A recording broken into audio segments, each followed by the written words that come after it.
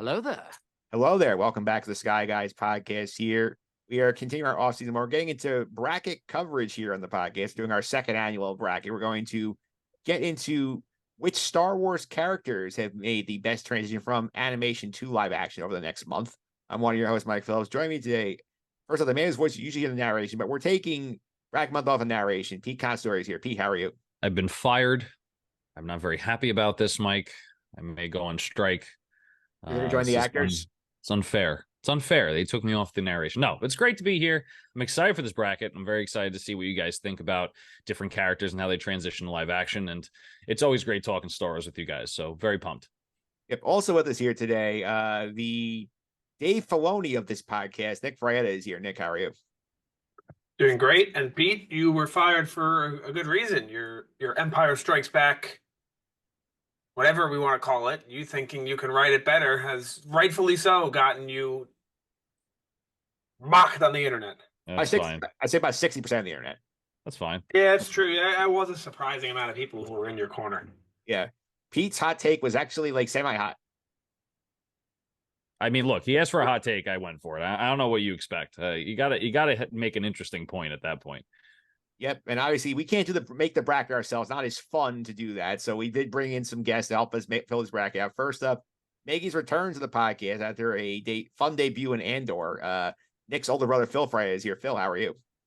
I am good. Thanks for having me back. And I was right about Fennec. That you were here, and also here with us here today, Phil Braun, assistant to help him make the bracket, making his Sky Guys debut. Max Roberts here. Max, how are you? Good to be here. Thanks for having me on. This is probably the most important project Phil's been having me work on the last couple of weeks. So happy to do it. Yeah, and Max, like if you're watching the video version of this podcast, I appreciate the Coder reference here because he has done more Coder playthrough than 2/3 of this podcast have. Highly cannot recommend that game enough. It is still one of the best RPGs ever made. The second one's also very good. The second one, they wish they had actually not rushed it out for Christmas. That unfortunately is a track record with Obsidian where they're rushing out otherwise very good games that are good but buggy and sometimes unfinished. But still enjoy the story. Still highly recommend it. Yeah, and Nick, if you're not aware, the sequel to Knights of the Republic, Republic 2, they rushed it out before Christmas. I think Max was it 2005 it came out? I think it was 2004 actually. So Coder 1 came out in 2003, and I'm pretty sure Coder 2 came out in 2004. So they had a year to make the new game, brand new story, but a lot of the same assets. There was stuff that was unfinished, lots of glitches. They famously removed an entire planet, Nick, in order to make sure they got the game out on time, which is a problem. Yeah, It sounds like a problem. This is the one with I'll butcher the name, so I'm not even gonna bother. That's with Treya.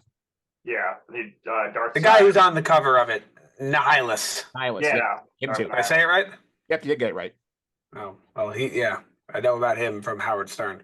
From Howard Stern? That's awesome. They did a bit where they mocked him. Oh, wait, why? I don't know. They said he eats planets. He does. He drains all the life from planets. So that's part of the plot of the game is that he kills off this entire planet by draining all the force energy from it.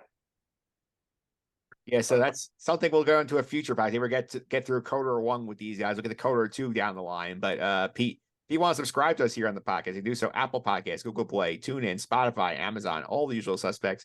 Simply search for the Sky as your favorite podcast platform. You find all episodes there. And for those of you who are following us on YouTube and not just in the Suffering for a few months, so come hang out and subscribe with us. Yeah, for sure. If you're getting the podcasts on audio, right, and you have to be subscribed. It's not going on the Just on the Suffering feed. But YouTube, you're getting it all the same, which is pretty cool. But definitely subscribe, even if you're just doing YouTube. Subscribe to the YouTube, subscribe to our Spotify and everywhere else where podcasts can be found. Yep. And Nick, people want to follow us on social media. How can they do that? You can follow at Sky Guys Podcast. It's on Instagram, Twitter, Threads, and TikTok.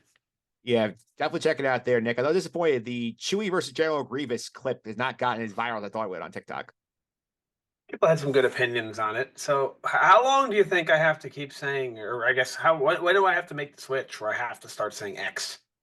I'm not saying X ever. Ever? I think eventually people are going to say, what's that when you say Twitter? Yeah, well, I think Twitter has a long enough lifespan. I see Twitter's all the time. Yeah. I see all the time in like news articles that they always write X, formerly known as Twitter. So even the like I have to refer to it as X, even there it's not catching on. Yeah, so that's for sure here. And we can also check out the YouTube version of this Mike Phillips on YouTube. The version of the podcast here. As Phil knows, we break the props out, we get the graphics out here. And just because our last show was here, Lego Ahsoka is in the mix here. Welcome. Yep. That was a big surprise for Max over there. Lego, yeah, I've never seen the Lego Ahsoka. I know they just came out with a couple of sets, but we'll leave out it. Yeah, that's the $10 brickhead version. More Lego Ahsoka than I have. Yep. Max has a lot of Star Wars memorabilia in his office, including a Darth Revan. I do. I have a little Darth Revan bobblehead going along with the KOTOR references, and I think I have about 5 different Grogu things.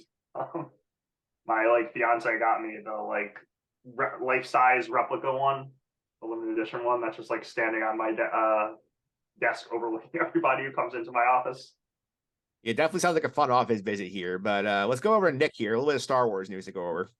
Before we get there, we were discussing Star Wars memorabilia, and it made me remember that I am owed a Chopper Funko Pop by you, Mike.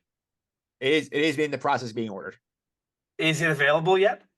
I have to double check. Again, this is Mike having a scheduling issue, is why it's not been taken care of yet, but it is on my to-do list. All right, well, I'm expecting it to add to my collection. Yep, it's going to be in your collection. Do not worry. All right, so we get into the news. 2 short things. One is that we've been continuously monitoring the actors, and prior to that, the writers' strike. The actors' strike now, they're negotiating this week, trying to end the strike, so they're back in talks. And then second piece of news is that there was a Marvel book that basically reveals that Disney pressured Feige and Kathleen Kennedy, Feige from Marvel, Kathleen Kennedy from Star Wars, to reveal projects at Disney's 2020 Investor Day, despite some of them being nowhere near ready. So they pressured a lot of projects to be revealed, even though as we know, most of them were canceled, at least on the Star Wars side. Star Wars, actually, most of them got made. I mean, there was only a few that really got canceled or in development hell, like Lando and Raise the New Republic. I guess technically Lando wasn't canceled, right? Lando's I put in development hell category. They claim it's going to happen, so we'll see. Now a movie, Lando. Yeah, we'll see. All right, so is that on the news department? That's it. All right, so let's get to what we're doing here. So the Star Wars animation to live action bracket. This is inspired by Ahsoka coming out here. We have a bunch of characters jump over from the cartoons to the live action format here. So Pete, what makes us so excited about this bracket? I think what makes it exciting for me is that we see a lot of animated shows, even if it's just not Star Wars, it's anywhere, and you want to feel like it's real life, right? I mean, it's what fantasy is, what sci-fi is. And I think when we have live action, it just gets you one step closer to it, right? It's not perfect, obviously. It's not actually happening. You know, lightsabers are not going to be a thing in real life, maybe for many, many years, or if ever. But it kind of brings you one step closer, and the character's a little bit more relatable, right? Gives a human element to it, or an alien element to it, whatever you'd like to say. So I think that's what's exciting for me to talk about, and also for maybe people that want to talk about the transition between an animated character to live action, because it kind of puts everything back into reference. You're not just watching a cartoon anymore. You're actually watching real people act out this character. Yeah, for sure here. And Nick, I think one thing that's fun is that the criteria on this is sort of wide open here, where we could judge here, like, do they look right? Are they portrayed correctly? Like, is it like a true representation of the character? There's a lot of different ways you can go on the criteria for judging this bracket. No, definitely there is, because if you look at some characters who were, and I don't know the bracket to make that clear. That was made by our Selection Sunday crew, but Count Dooku was portrayed. You know, he was great in the Clone Wars show, but look at the look of him. He looked terrible. Yeah. Like if you compare him to Christopher Lee, so I'm excited to see how we're going to go about that. Is Count Dooku?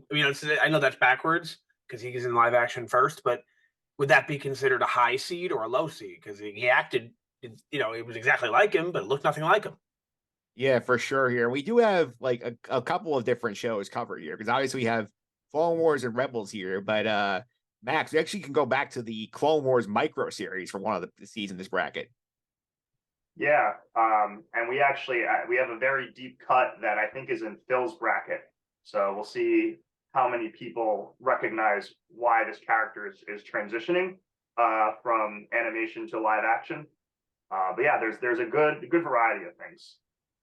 Yeah, for sure. There's a lot of interesting stuff here in the mix, and it covers a couple of different shows. They've popped up in different live action projects here. So we went to the selection committee here. Phil and Max, they put the bracket together. So we're going to go ahead now. We're going to start revealing regions. This is a 17 team field. We have one play in this thing. So we had a couple characters did not make the cut, but we have 4 regions. We could play it out over the next 4 weeks. They're going to go through one at a time. Then the 5th week, which is covering the end of November, we're going to crown a champion. Best character go from animation to live action. Did that work for you, Nick?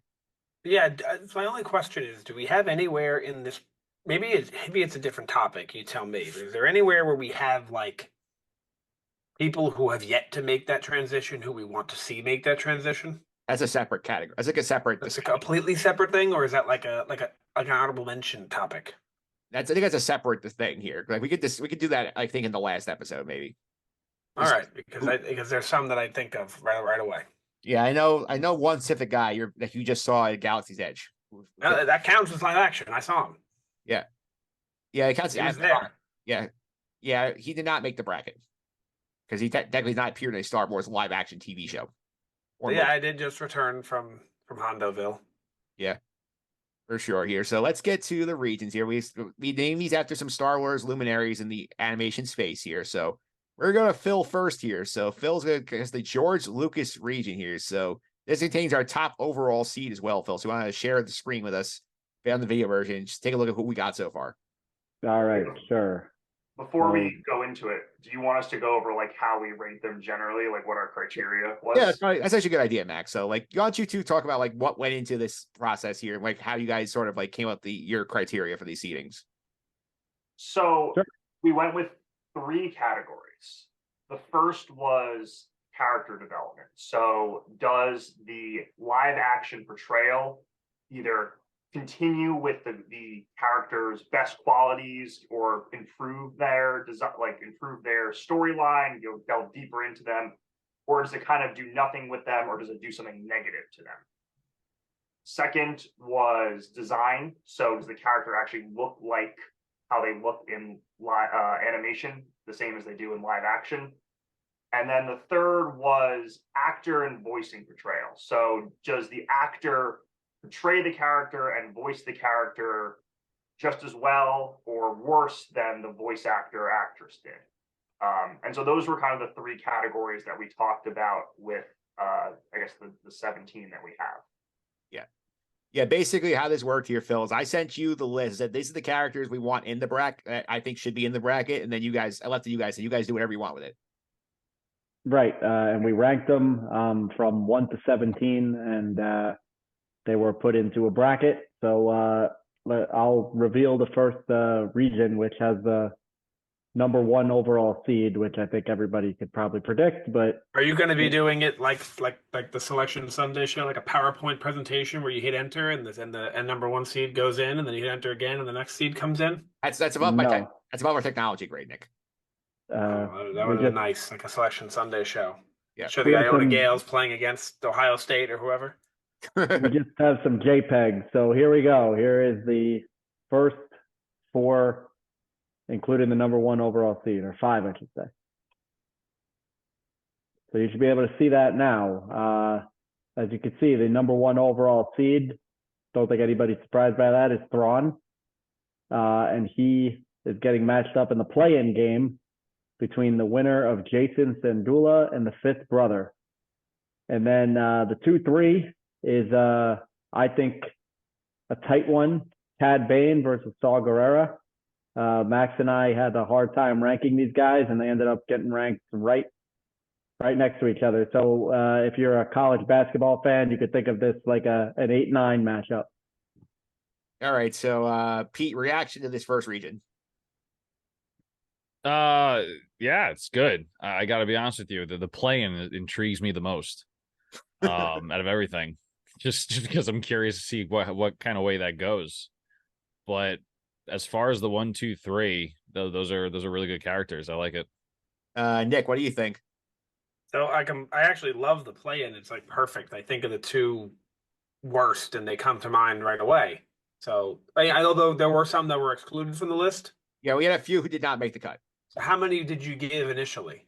I gave him 17 initially. I cut there was a list of 21 I was working off of. I cut 4. Oh, okay. So you gave them this list of 17. So you cut the 4. Yes. Okay, so I think it's clear these two are the worst. And I'll be honest, when you first said the number 1 seed overall is Thrawn, I was like, really? And now I'm thinking about it. I'm like, actually, it kind of does make sense. So I'm interested to see the rest because now I can't really think about who else. So seeing the rest will refresh my memory on who else. So I'm excited to see. All right. Phil, you could drop the screen a second if you want. So I'm going to go to Max here on this one. Now, Phil mentioned that you guys had a tough time with Cad Bane and Saw Gerrera. Like, what made that one so tight in the seating here? Phil, you want to talk? Let it. Sure. I actually think they're both kind of similar. Their animated characters are highly respected by everybody. They're live action characters that I think most people liked, but they're both difficult characters to bring into live action. I think Cad Bane's probably a little bit harder just because he's got the whole outfit with the things to protect him from getting force choked.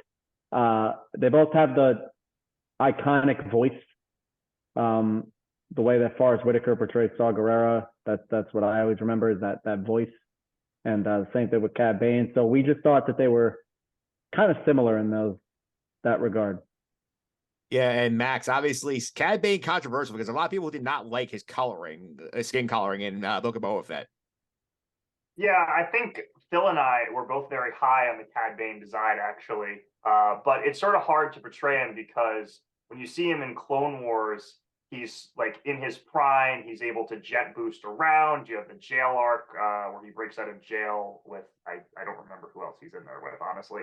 But when you see him in Book of Boba Fett, it's like 30 years later. So he's older, he's slower, and it's hard to have those really dramatic moments or those really intense moments. Whereas with Saw Gerrera, he kind of is like building up. He's becoming a more mature leader. And you see that with Forrest Whitaker, even though you don't see much of him because you really only see him get blown up by the Death Star. Yeah, and I will also point out here in terms of the Cad Bane thing, it's sort of like the Logan version of Cad Bane. Yeah, he's older. It's but at the same time, like I think the design was okay. I did not hate it. I actually remember I was talking with this person on the plane that I met because she was reading like a Dark Plagueis novel. I was like, "Oh, what do you think about live action Cad Bane?" And she's like, animation's better, but what are you gonna do with it? Like, it only translates so well. But it was I think he's okay. I think it's it was more of the like they got a little bit of screen time. What do they really do with that screen time? How's the performance like? All right, he did have a really cool debut in Mando though when he came walking from the desert. That was cool. Book of Boba Fett. Book of Boba Fett, yeah. No, that was basically Mando at that point. I was literally about to say, I was like, yeah, it's basically a Mando season disguise. Yeah. The Book of Din Djarin. Yeah, and so Nick and P also clarified these guys sent me a C list, which is how I just broke the bracket up here in their overall rankings. Thrawn was 1, Cad Bane and Saw Gerrera were 8, 9 in the list, and then 16 and 17 were Jason Syndulla and Fifth Brother. Okay, yeah, I agree. And when it comes to the looks of Cad Bane at the time when it came out, like I guess that was early 2022, I was like, oh, he looks terrible. But then I've seen them do worse, so now I'm like, hey, you know what? It doesn't look too bad. Yeah, so the 8 feels about There's right. one of them that I will never get over. I think it's unbelievable how bad it looks. Yeah, I know I'm pretty sure he made the bracket. I know who you're talking about. Yeah, I think you know who I'm talking about. He is in the bracket. All right, so let's go now we're gonna go to the Dave Filoni region here, which is this is on the same side of the bracket. That was top left. Now we're going bottom left. I have a question for you on the regions. Are they named anything for a reason, or it's just It's paying homage to like Kiefer. But like people are not in a specific region for a specific reason, right? Like you're not putting Villanova in the East because they're in the East. No, although one character, the reason why this region got named, you can figure out why the Filoni region got its name. So this is going to be the bottom left, and Max will take us through that one. Yep.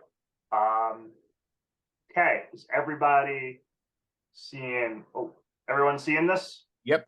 Yep. Okay. So our number 1 seed in the Dave Filoni region is Ahsoka Tano, fresh off her debut in Ahsoka, of course.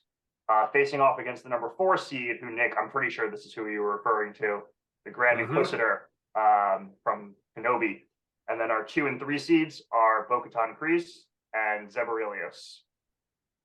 All right, so we have our next region on the board here. So, Nick, how do you think about this group? I can see why this one's named the Dave Filoni region. Yeah. But then again, they all kind of will be at the end of the day, right? Yeah, I named this a Dave Filoni region because obviously this is Ahsoka's region, and this is like Dave Filoni's like most like memorable character. Yeah, I mean all of them are his characters at the end of the day, but the seating here is perfect. And the orders makes perfect sense. And I think that top matchup will be the biggest blowout in the history of college basketball. Even bigger than whoever comes out of the playing game against Thrawn. I guess not that. Yeah, about the same. Yeah. So, Pete, what do you think about these 4? I mean, I agree with Nick. I think the top one's going to be the biggest blowout ever. But I'm curious. I'm curious to see which way it goes. You know, maybe there'll be some hot takes, maybe some lukewarm takes, but we'll see. All right. So, Max, we can cut the screen here, but Phil, tell us a little bit about the Grand Inquisitor here. About like obviously like we're not big fans of design here. Is that why he's so low in the bracket, Phil? Yeah, the design is it was so bad it was distracting. Everything else about the character isn't memorable from the Obi-Wan series because of how bad the design was. It became distracting. I think anybody who watched any of the animation knows just how bad it was, and it was puzzling. Couldn't even understand why it was so bad. This was your friend, Mike, right? The actor? Yeah, Rupert Friend, who is famous from Homeland. I have nothing against the actor. I don't think he did a very particularly bad job portraying the character. It's just he was really handicapped by the just terrible makeup. I think what's worse is that like they've done his alien species in live action before. Like they did the Utapauans better in Revenge of the Sith. So the fact they couldn't do that in Kenobi makes what is, you know, maybe otherwise it would have just been a bad design, but it makes it an especially bad design. And it was hard to get past that. And they didn't really do a lot with his character otherwise. Yeah, Pete, I feel like this one may have been a situation where maybe they were talking to Rupert Friend. He's like, I'll play the character. I'm not going to spend 18 hours in makeup for this. So he said, okay, we're going to tweak the design for it. I don't think that worked. It might have been that. It might have been budget. I think there's a lot of factors that could have played. I know Disney, as of late, was struggling, and they were cranking out shows at that point. I mean, still are, but they were really cranking out shows by like the second almost. I felt like, and Obi-Wan was kind of caught in the middle there. So it could be what you said. It could be budget. It just could be that they thought they were doing a good job and it didn't land. Right? I mean, there's a ton of possibilities with that design. Yeah, so let's talk real quick about the other matchup here. Nick, gut feeling on Bo-Katan versus Zeb. I mean, it's kind of difficult for me to. I mean, I know we're not supposed to be voting on this stuff now, but it's kind of difficult for me to give any advantage to Zeb in that he's just barely in it. Yeah. He's there for what, 40 seconds? Yeah. But it's difficult. And Bo-Katan, obviously, like one of the criteria that we used here, or they used, was like how the actor portrays them, like the voice and all that. It is the voice, so it kind of. Yeah, it is Katie Sackhoff here, and yeah. Max, what was the challenge of Zeb here? Because obviously, like you get him for 40 seconds, he's the iconic Rebels character. They have the same voice actor playing him. Like that must have been a tough spot to try and see him. Yeah, I think it was really. He looks great. He's voiced by Stephen Blum, right? So you have the right voice, but it's like he's barely in it. And when you have a character who's barely in it, how is that a great portrayal versus Bo-Katan? I think the look is nailed. You have the same voice actress being the actual actress, but they actually do something with her character. So I guess it was more the Grand Inquisitor was just so poorly received that Zeb had to by default fall into the number 3 slot in this bracket. I forget what we ranked. I know Ahsoka and Bo-Katan were like in the top 5, top 10. Yeah. I forget where we ranked the other two. I have the list here. It's like literally, it's the same. It's like same as the March Madness bracket. With Ahsoka was the 4 seed, Grand Inquisitor was 13, and Bo-Katan Zeb is your 5-12. Okay. Yeah. So Zeb looks great. It was cool to see him as like a more accomplished member of the New Republic versus just a rebel. But it's like I wanted more. I wish that he was in Ahsoka, and then maybe I would have given him a couple more points or a couple more slots up. Yeah, Mike, you know as well as anyone what happened with those 5-12 matchups. Yeah, those are upset prone. Yeah, very well could be. All right, so let's now go on to the next region here. Go to the D. Bradley Baker region, and Phil, you want to take us through that one? Sure. So let me share the bracket with you guys. Should be able to see it now. And as you'll see, the number 1 seed in this bracket is Hera, who Max and I thought, I believe Hera is actually the number 2 seed in the whole thing. We thought Hera was excellent. She's going up against Rex, who's another casualty of just hardly being in it. And then we had Ezra versus General Grievous as the 2-3 there. All right, so this is a fun one here. So, Pete, first thoughts. I think General Grievous versus Ezra is going to be super tough. Yeah, I think that's going to be a 1-point game at the end of the game there. That, to me at least, I don't know how you guys feel about it, but I think that's going to be a back and forth, at least in my brain, when we do decide to go forward and reign a champion from that piece. But yeah, it looks great too. The top portion also looks fantastic with Hera and Captain Rex. But yeah, that bottom section is really intriguing me. Yeah, I guess it requires a different way of looking at it, in that you can't look at Revenge of the Sith and look at the Clone Wars and say that's how it happened with Grievous, because it was the opposite. It was the other Clone Wars. So I guess going back, like, to see how it was portrayed, you got to watch the micro Clone Wars. I guess we'll call them that. Yeah, the 2D, or as the internet calls it, Clone Wars 03. Yeah, the 2D version of Clone Wars that preceded the 2008 show. Right, so that's what it's really about. That was Grievous was a tougher one to rank when Phil and I were conferring about it, because I thought he was so good in Clone Wars 03 that I'm like, I didn't think he was bad in Revenge of the Sith, but he's just so good in this animation that it was hard to seed him by comparison. But yeah, I think this is a very interesting bracket too. Good division of the seeds, Mike. Yeah, and Max, in terms of Grievous and Clone Wars 03, I think it's something that not many Star Wars fans are aware of here. The fact that like they had this little animated micro series that came out between Attack of the Clones and Revenge of the Sith. So like he's one of the characters that comes over from that thing into the movie, which isn't something I don't think many were aware of at the time. Yeah, I know that I guess was that post Revenge of the Sith Clone Wars, the one that Filoni directed, is sort of the more famous one, but they had this very brief, like 5-minute snippets on Cartoon Network, and that's where General Grievous got his start. And if you've never seen it, just Google or go on YouTube, like General Grievous Clone Wars 03. He is terrifying in that series. So he's a very interesting one to transition over. Yeah, I think that's sure. I think there are a couple other characters that made it into the actual 08 Clone Wars came from that show too. I think like Asajj Ventress comes from there. I think there's a couple other ones as well. Yeah, Asajj Ventress, Keith Feisto, I think, comes from Clone Wars 03 also. Probably a lot of the very random Jedi that you see in Revenge of the Sith. It is available on Disney Plus too. It is? Oh yeah, it is. But they split it up. It's really like 25, 30 episodes. They put it in 2. That's just 2 really long, like 10-minute long episodes. I know in the second season they did have longer episodes, but yeah, the first season was all like these 5-minute clips. By the way, speaking of characters that have never transitioned from animation to live action, Dirge from 03 Clone Wars, also a great character, very cool portrayal. Would love to see him in a future Star Wars project, but don't think that we will, just based on the era that he was part of. Yeah, so maybe that's something we could go on the idea list, Nick, as we sort of look at 03 Clone Wars as like a off-season podcast someday. We should. It'd be quick too. It's like watching one long movie, honestly. So 03 Clone Wars is canon now. Disney canon. I don't think it's canon. I think it's just on Disney Plus. It's sort of like extended material. If I'm I correct. don't think it's canon either. I don't know. It's sort of it's hard because since they made the other Clone Wars TV show, there's stuff that's contradictory between the two. It is not. Not canon. Okay, not canon. Yeah, I think the only thing that's on there that's not canon would be this, and then Lego stuff.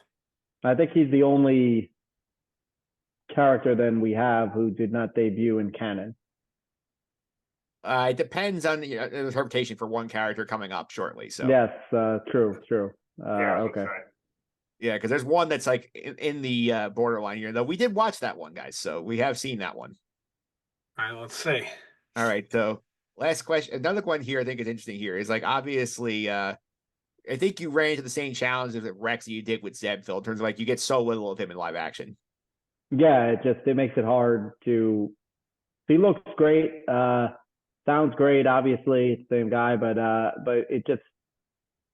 it's very difficult to rank him any higher because there's no character development. You see him for what was he in 5 seconds maybe of Ahsoka? Yeah. So he was on the list. We put him in there. Don't forget Return of the Jedi. Right. So he's on the list. We put him in there. If he was around more, I think he'd definitely get a higher seed. But for just the 5 seconds or so, that's all we could do. Max, did it hurt Rex's cause here that like I think probably for budget reasons we don't take his helmet off and we didn't want to DH Tam Morrison for the role? I actually think that helps because I think it's just cool to see him in the ARC Trooper armor with like the blue side piece and all that kind of stuff. And that's like his most iconic look. That's how you see him a lot. I know you like see him with his helmet off in Clone Wars, but it just wouldn't. I don't think it would do him as much justice. So I actually thought that helped with his design. But I agree with Phil. It was really like he looks great. It's cool that Tamara Morrison is voicing the end, but it's just you see him even less than Zeb. He like has one line for 10 seconds. Yeah. Although to be fair, I think if Dave Filoni ever canonized they did the old guy on Endor was Rex, I think he shoots way up the rankings. At least he has a little more screen time. Or if Dave Filoni ever confirms that he was the guy in Endor, he's disqualified because he'd be in live action first. Yeah. True. Oh, good point. And Pete, before we move on here, I know that like you guys have had some issues with Harris' portrayal in the live action. You surprised he's number 2 overall seed in this? I am only because of the physical appearance. I feel like, I mean, if she was 2 overall, I feel like there were better adaptations when it comes to that, but I know it's as a whole, right? They're taking an aggregate of all the different points and ranking them. So it doesn't surprise me that she's 2, but it does surprise me just based on how she looks and how they did with her actual character model in the live action. Yeah. So that's certainly a fun here. So let's go to our last region here. This is the Ashley Eckstein region. So Max, you want to take us home with this one? Yeah. Okay, everyone is seeing this. Okay, so in our number 1 seed, I think this is a very strong number 1 seed. You have Hugh Yang versus our number 4 seed, transitioning from the animated segment of the Star Wars Holiday Special, Boba Fett. And then number 2 versus number 3 is Sabine Wren versus Chopper. This is a fascinating region here. So Phil, I got to ask you guys. Actually, Max, I ask you this: you're presenting this region. How did Hu Yang end episode 1 seed? I freaking love Ahsoka. I think that my recollection of him from Clone Wars is he's like this scholarly, like, oh, I'm teaching the Padawans how to build their lightsaber, whatever. But then you see him in Ahsoka, and he's quippy, he's sarcastic, he's funny, and then he fights like the Grand Inquisitor and just like kicks butt, and that just comes out of nowhere. Yeah. So I just was so impressed with what they did with his character. Plus, he looks great. I mean, I thought that he could have just been like a whatever droid, but I think they did a really good job. So I was very high on Hu Yang. I think he's the dark horse of this whole bracket. Can you put the screen back on? Yes. I focused too much on the 1-4. I didn't even realize what the 2-3 was. 2-3. Sabine Wren 2 versus Chopper at number 3. This region, I feel like, is wide open. I agree. Yeah. I did a lot of fun with this region here, Pete. And like we did suffer through the entire holiday special 2 years ago. So that's just another fun fact people may not be aware of, that Boba Fett does originate from this thing in the animated segment. Thing keeps following us around, huh?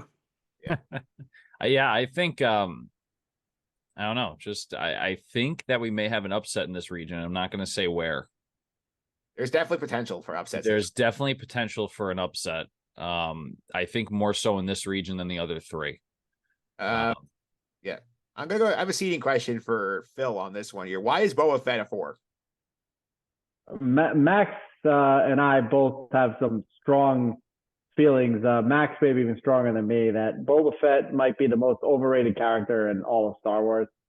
You don't really. I would be remiss not to let Max just rant about Boba Fett.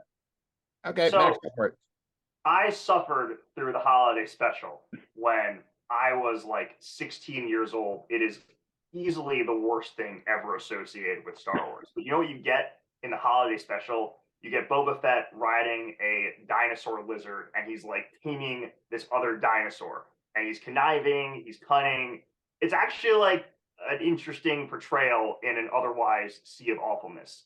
Then we get to episode 5, and he just stands there. It's like, oh, he looks cool. Like Darth Vader talks to him one time, and chases Han, fine. And then episode 6, he gets eaten by the Sarlacc. Like that's Boba Fett in a nutshell. Guy who goes from taming dinosaurs to being swallowed by this sand beast. That's not like an intimidating character. And then, right, we have Book of Boba Fett. He's not really well portrayed or exciting. Like, you know, Fennec's doing all his hard work, or you have Mando doing all the things that are what people wanted Boba Fett to do, other than like the train scene. So I was very low on Boba Fett. I think like General Grievous, right? I was saying, oh, he's awesome in Clone Wars 03 and Revenge of the Sith. He's like, you know, it's a drop off, and that was part of the seeding. Boba Fett, I think, goes from like seeming really promising, like tip top, to just blank slate, nothing there. I think Boba Fett is easily the most overrated character in the entire series, and Hu Yang should beat him like he did the Grand Inquisitor. Or not the Grand Inquisitor, the Inquisitor. Pete, what do you think about that? I know you've been one of the very anti-Boba Fett people on this podcast.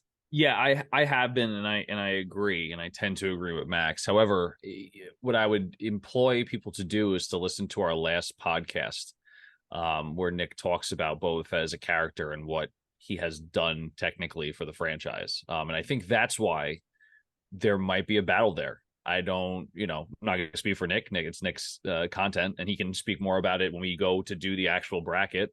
But I think there's more there than just the overrated character, and I think that's why we may kind of duke it out there in that bracket. Plus, I'll also point out here as a counter to you, Max, I feel like that what we got out of Boba and Mandalorian in season 2 when he first shows up, and like you see him get his arm back, he kicks some ass on the planet when they're trying to protect Grogu, like I think that also is a point in his favor. That's true too. He does have his moments, but I just feel like overall. But I am interested to hear Nick's take on, I guess, Nick, you're talking about like the cultural value of Boba Fett and what he's done with the franchise. Yeah, in a way, you could anyone listening could go back and listen to last week's or the most recent podcast where we did the AMA, where essentially I went into detail, and actually this clip is posted on Instagram and TikTok. other places, and TikTok, Twitter, Threads, all of them, where essentially he was a man with no name, just an armor. Now, technically he had a name because the holiday special came out first, but holiday special aside, he was just a man with no name with just armor. And how much it spawned. It spawned an entire race of people, an entire planet of lore built around how cool he looked. A show, meaning The Mandalorian, a spin-off show of that show, his own show. Sabine dressing like that. His father, obviously Django is supposed to be his father, supposed to have come first, but let's get real. If Boba didn't exist, if he wasn't that cool, they would not have made Django in the prequels. That would never have happened. So because of how cool he looked without even having a name, and how awesome he was in The Empire Strikes Back, just to see, it spawned so many things without even having a name. Yeah. Those are fair points. And I will say, I mean, that's kind of like the Darth Maul effect too, although in the reverse. But we did not have a criteria for like cultural value or importance within the Star Wars community. Maybe that was a quality that we overlooked here. I'll stand by my picks nonetheless, but that is, and fill in our picks nonetheless, but that is a very interesting point. Yeah, and I'll also point out your vote on here, Phil. Like, I assume you're the only person on this panel who has not watched the Star Wars Holiday Special. I've seen it. Yeah, so I've seen it. You've seen the entire thing? Yes, No one's unfortunately. been spared. We all 5 of us have seen this thing. Yeah, I've seen it. Unfortunately, curiosity got the better of me. But yeah, I hear Nick's points on Boba Fett. They're fair. Still, I think he's got a really tough matchup with Hu Yang. I just thought Hu Yang was excellently portrayed in Ahsoka. Took a character who's not really that memorable from the Clone Wars and just shot him up to a number 1 seed in our bracket. All right. And I also need to go to Max here as the deep cut Star Wars guy. Chopper opinions here, because obviously he gets the little cameo in Rogue One, and then we get him in Ahsoka here. And like, we are big Chopper fans here on this podcast. So like, what'd you think of him? Chopper, I guess, you know, there was a part of me that wanted to put him in like the Zeb Rex category where, oh, he doesn't really get a ton of screen time, but I do feel like he gets enough that you see his characterization, and for me, he was spot on. He still had the same like rebelliousness. He had sort of the same, and you know, it's hard to screw up how his design is because he's just like a 3D object. But a lot of the same mannerisms, a little bit of the same sense of humor.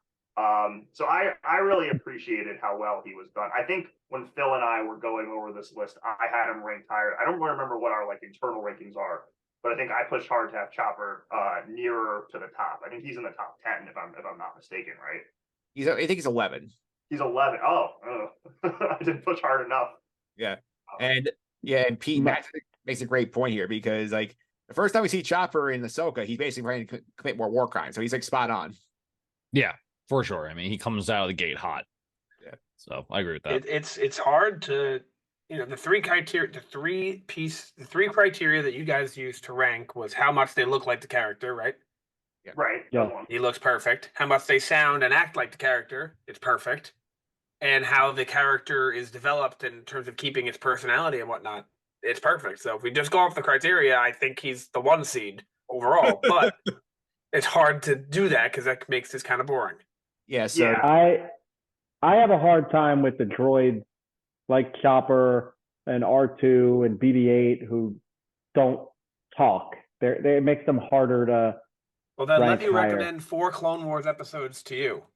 Mike, what is that, season 4? I think it's season 5. There are 4 episodes, Philip, where it is maybe 5 or 6 droids and 3PO, and it's 4 episodes straight. It's not 3PO. It's like that random frog guy. But there is. Oh, you're right. Yeah, so only one character can talk in the entirety of these 4 episodes. Yeah. Well, that sounds like a rough episode to watch, but they're harder to rank just because you're right. The voice is the same, but there's not. It's hard to find a lot of character development with them. I think they're just droids like that are mostly meant for comedic relief, and little kids like them. Yeah, and I do think Max, as somebody who's like deep in the Clone War stuff, are you with us? Where like you see an arc starting with droids, you're like, okay, skip to the next thing. No, I remember which episode you guys are talking about with R2 and the group of droids, and they're like on that ship. I think the separatists like take over the ship, right? And the droids have to like fend them off or something like that. That's a good arc. There's also the one where like R2-D2 and C-3PO are on that planet with like the very small alien race, and they go into like that chamber or something, and they like help with their crops or their water. I don't remember what episode arc that is, but I do think that with the right writing, you can do a lot with the droids. Obviously, they didn't have the time to flesh out Chopper here, but I think he has enough of a personality that they give him in Rebels that like he actually has something to contribute. I don't think he's just like a Rex or a Zeb. Yeah. That was one reason why I like Rebels more than Clone Wars, like less droid arcs. Well, I guess you're saying then you didn't like the droid arcs, but I mean, again, I think if you do the right thing with the droid arcs, they can be good, but it just depends. I mean, R2, even though he doesn't talk, he has a personality. People know him, right? Yeah, sure, they all do. BB-8 does, but that's where Max and I had our disagreement on Chopper. I couldn't rank him higher just because he doesn't talk. All right, so to reset what these rankings are for this half of the region, this is the top left was the I believe it was the D. Bradley Baker region here. So that was Hera was the 2 seed, Rex was the 15, and then our 6-11 was Ezra, our 7-10 was Ezra and General Grievous. So that's the ranking on that, Nick. Okay. And then the other one here, it's 3-14 is Huyang Boba Fett, and then 6-11 is Sabine Chopper. All right. I need to visualize this. So do you have the whole bracket in one? I do have the whole bracket in one. So give me 1 second. You're going to pull that up to go in here. So, P, any final thoughts before I get the bracket up? No, not really. I think we hit everything. We didn't really touch on Sabine much, but I think she ended up getting knocked down a few pegs because, in my opinion, her character in Ahsoka is just not very likable. So I think it knocked her down a couple of pegs, but I think it was a overall pretty good portrayal. All right, so let me give you the full bracket here. This is for the audience. This will go up on our socials as well. People can check this out here. So this is the full screen here if you guys want to check it out here. So obviously this is the left side. The left side, we're going to start here next week on Thrawn, the play-in, Cad Bane, and Saw Gerrera. So they're going to deal with the Ahsoka pod on the other side, then the Hera pod and the Huyang pod on the other pod here. So Nick, seeing it fully out, does that help you visualize this a little bit? It does. I'm thinking about the future and how this is going to play out. And I do have a question. We go through this.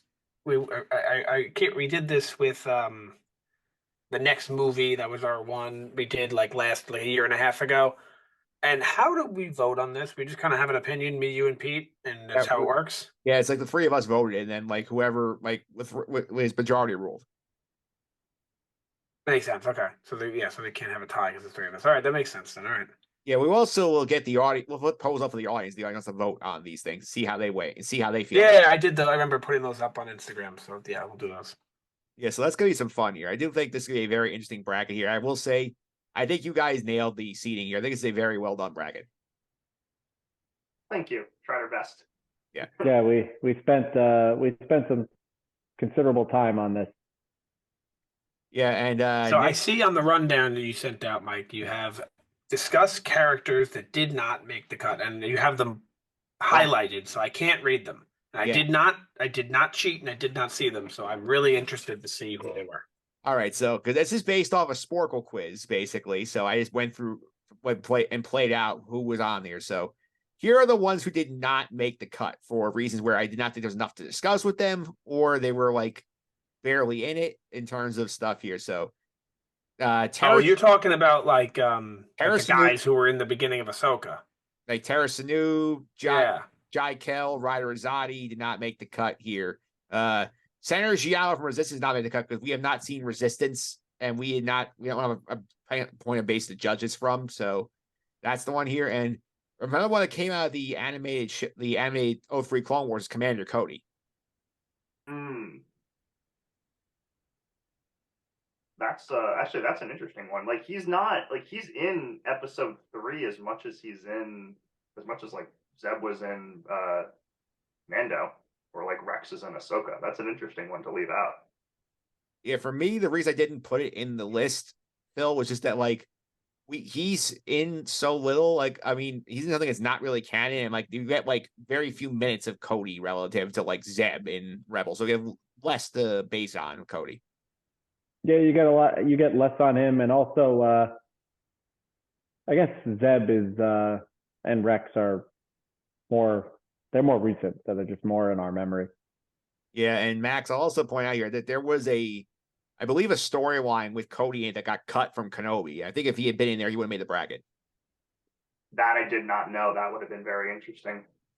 I think the original, if I remember correctly, Nick, was the original draft of Kenobi that like some point that like he was going to go to Cody for help, trying to either evade the Inquisitors or protect Luke or something.